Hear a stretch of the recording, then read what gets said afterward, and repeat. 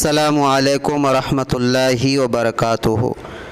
आइए दोस्तों, मैं आज आपको सिंगारपुर का कब्रिस्तान दिखलाता हूँ और दिखलाने का मकसद ये है कि हमारा कब्रिस्तान चूँकि पहले खुला हुआ करता था और हमेशा जानवरों का ऊपर चलना फिरना होता था, जिससे कब्रों को भी तौहीन होती थी, मुर्दों की भी तौहीन होती थी।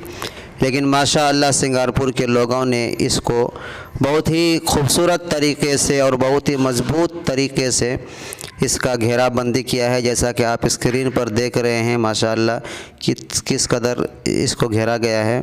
मैं सभी के लिए दुआ करता हूं जिन्होंने इस खैर के काम में हिस्सा लिया, जिन्होंने सलाह मशवरा दिया, सबके लिए दुआ करता हूं कि अल्लाह तबारक व तआला सबकी मेहनतों को कबूल फरमाए और उनके लिए सदक़े जारिया फरमाए। अस्सलामु अलैकुम।